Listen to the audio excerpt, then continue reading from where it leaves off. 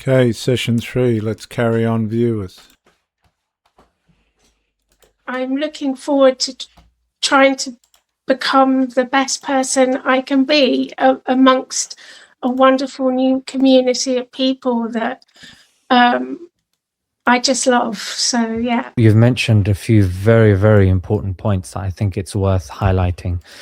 I think you highlighted the fact that it wasn't necessarily, even though it of course has a part to play, evidence and argumentation, that's one thing, but ultimately at the end of the day it's tawfiq. Yeah, it's the will of God, and it's something that, I mean, you described it as a feeling, right?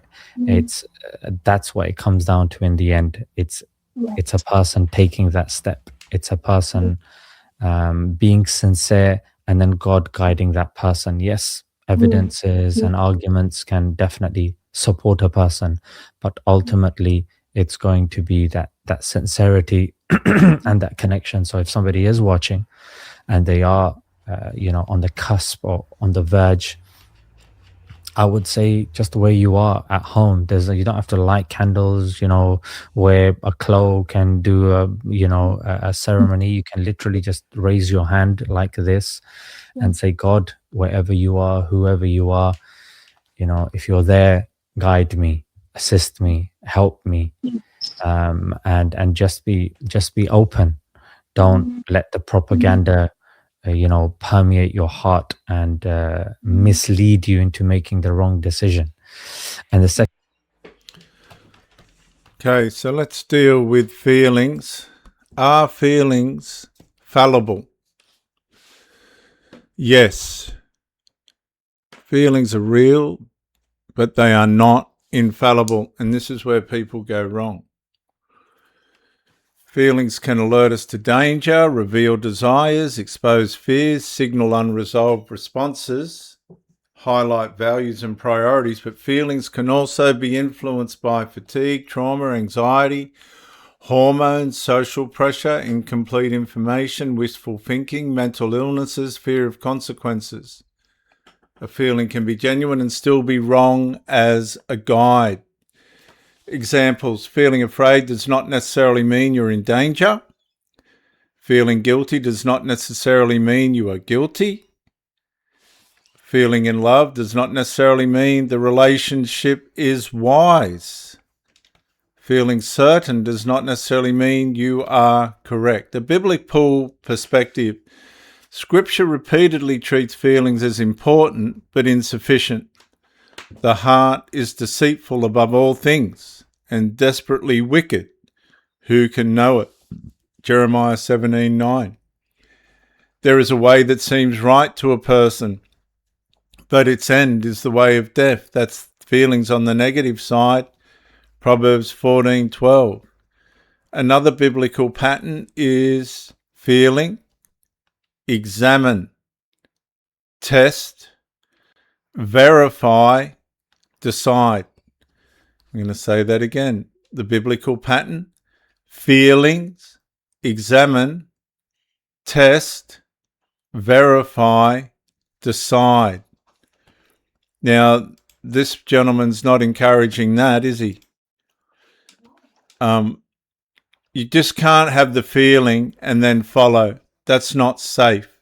You must have the feeling, examine, test, verify, and decide. Not just feeling, then blindly follow. Unfortunately for Muhammad, he thought he was revealing the truth, but he completely missed the Messiah, the one that he originally wanted to follow. So feelings aren't enough. second thing that you said, you highlighted the fact that you weren't forced. It's only when you asked for something you were given it. So this is something very interesting that maybe some people may not necessarily get, which is you can't walk someone's path for them. When you support somebody on the path and they're walking it, and yes, every now and then they may slip or they may lose sight of where they're going, and if somebody is there available, that is probably more effective than trying to walk it for them, because Yeah. ultimately Yeah. if they're walking the path for you and the time comes they for some reason have to go, then a person is left as an without any support, as an invalid, and they Yeah. are so dependent on said person. So yeah, definitely a very, very important points for a lot of us to learn from your journey, Catherine. And you mentioned also about the people of Gaza.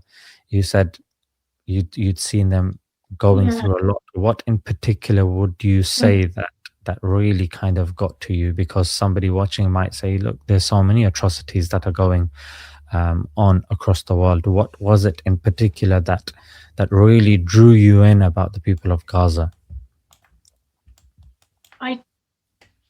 I can't, the strength, the courage, to see people go through the unimaginable and to still be strong, to say, no, we're not leaving, we're staying where we are. It was just astounding, and to see people praying to God in the most horrific of times, where other people may lose faith in God, to have that faith in God. And I thought, what incredible, deep, spiritual people, and that they can draw their strength in God despite going through things that you just couldn't possibly imagine going through. And I am in awe of that, actually. Yeah. Now, does she realise it was the Islamic ideology that's brought the chaos onto Gaza? Now, you can try and blame Israel all you like, but Israel's tried to live in peace, and something I said earlier in one of the other talks is that there's 2 million Muslims that live in Israel. 2 million. 2 million Muslims live in Israel. I don't know how many people are aware of that. Israel's a democracy. Okay? There's 2 million. Now, what happened is, in 2005, they decided that the Palestinians can have Gaza. They had to pull the Israelis out by the hair. They dug up the graves and got as many Israeli corpses out of there as they could. Palestine was given billions upon billions of dollars to try and allow them to build it into Singapore or a Dubai or somewhere like that. They had every opportunity to do that. Hamas, the government, right? This is what they don't tell you. Most anybody with common sense would know. So the whole stage is set. The Israelis have been pulled out. They've gone, well, okay, yous have it, and we'll go into Israel, what's left, because that was part of Israel, and see how yous go. What did they do? They turned it into a terror territory. They pushed and pushed and aggravated and pushed, fired missiles, rockets, all the rest of it into Israel. Israel retaliated. Who caused the trouble? Hamas. Israel, like any other country, has got every right to defend itself. But at what expense was it? It was at the expense of their own people. They didn't need to attack Israel. They had everything they ever wanted. People talk about a two-state solution. Well, it wasn't put on paper, but they were given the place in 2005. 700 kilometres of terror tunnels, billions of dollars worth of rockets and everything fired towards Israel. Israel had to build a super sophisticated defence system. And these people aren't going to be happy until Israel's destroyed. There's 2 million, I'll say it again, there's 2 million Muslims that live in Israel peacefully. So what was the trouble? These people aren't going to tell you the trouble was the Islamic ideology. And it won't stop, and it won't change, and it won't integrate in any Western world. It'll just overtly appear to be integrating and all the rest of it, but covertly, the Islamic ideology is a takeover ideology.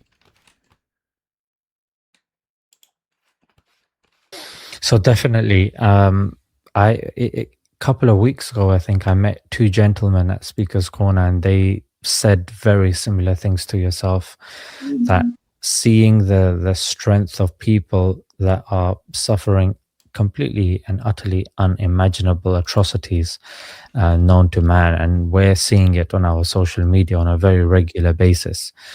But see, this is victim mentality. Because what they're saying is we can cause trouble, Hamas can cause trouble and bring it down on their people, and they're entitled to blame everybody else. That's a victim narrative, a severe victim narrative. And it's horribly dangerous, and people fall for it. It's terribly dangerous. In the most uncensored of forms. I mean, we're not reliant upon mainstream media in this day and age, where we would literally get clips from the ground. We'd see it on X and the like. So even people, even Muslims that are suffering, when they hold on to their faith, it's a means of inspiration for so many. When people want. Now, I can assure you, viewers, I can absolutely assure you, why was Iran firing missiles into neighboring Muslim countries while America was targeting specific military sites? Why was Iran just randomly firing missiles in all directions into Muslim countries that was supposed to be their allies? Because there's Muslims being hurt by Muslims more than what they are by anybody else. And there's Muslims damaging people more than anybody else. And that's undeniable. You can argue and kick and scream and make out they're just being... That is rubbish. Wonder like what khair or good can come out of that. I mean, this is an example of that the strength of such people can give strength to the strength of such people. Viewers, Hamas are kneecapping with guns the young Palestinian men. They're blowing their kneecaps through with guns if they don't submit. They're lining up and shooting Palestinians in the streets. And they're making out Israel are the monsters. Israel will bomb sites that are demonstrating military action. I mean, if Hamas was working on Australia's coastline like they did Israel's, we'd be doing the same. But we've got no comprehension of how all this really works. They haven't mentioned Hamas once. It's a very covert conversation and one-sided. Many other people and help them. It's something that is not very common in this day and age, frankly. But absolutely, so many people have benefited and are continuing to benefit from our brothers and sisters in Gaza. So Catherine, was there anything else that maybe perhaps you wanted to add on? I don't want to constantly, I think so. Because I am very, I live at home with my daughter, and I'm sort of on my own, and so it's been a journey that I've taken. It's been solitary, apart from the help that I've received from others. But I've been trying to learn a little bit of Arabic, and but I sort of listen to other people's stories, and there were people saying it really is better for you just to revert. Don't feel that you need to know everything, because I think that was my worry. I thought, I can't recite the daily prayers. I can't do that. And does that mean? And I thought, no, because I think Allah would know that I'm trying to do my best, and that it will come in time. And as long as I'm dedicated, then I will be okay. I'm going to a mosque today, my local mosque, and I'm thrilled about that, because it will give me a chance to integrate and meet other sisters and brothers. So that will be good, I think, because so far it's been a very solitary journey, and I think I'm ready to step out into the world. Yeah. Step out into the world of Islam. Now, it's interesting. Most religions will tell you just to convert, you don't need to know everything. And Islam's definitely one of those, because you don't have to go too far into the Quran before you start to see that Allah is not all merciful at all, that he will punish, and he'll want his people to punish those that aren't playing the game, the doctrine. Absolutely. And this is the thing. Absolutely. And this is one of the things that people do like about Islam, the community aspect of Islam, the fact that a lot of quite a few acts of worship are community based. And definitely this is something that for somebody, I mean, it's very strange. UK is one of those countries. Obviously, yourself, you have an autistic child, and I don't want to delve too much into your kind of family kind of experience, but many people that are going through and living the nuances of their life sometimes do feel kind of separate and don't reach out. And there is a very kind of English thing of just kind of getting on with it. Not, we're not exactly known to kind of, it's not like New Yorkers, everyone saying hi to each other, or there is a very kind of interaction. We're kind of known, especially here, especially in England or London in particular, of being antisocial. And it is something that is both a positive and a negative as well, because we are one of the few countries that we actually have a minister of loneliness. There's an epidemic of loneliness here in the UK, and it is because there is a lack of kind of community and cohesion. And that's why now with the World Cup and England playing sports and these sorts of things or going to the pub are ways of bringing people together, but they're not substantial, right? They're not something that. So let's just hold that there and the World Cup, let's just have a look. That's just one footage of a stadium, one stadium. There's much larger stadiums than this. Would you say that's people coming together or not? I'll let you make your mind up on that. Of, and slowly incremental changes, if a person brings those in, and certain things might seem like, what, that seems very difficult. However, there is a prayer mat, literally has what you're going to recite in prayer. It's there, literally written in front of you in transliteration.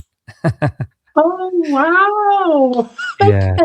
Oh, that's amazing. Okay.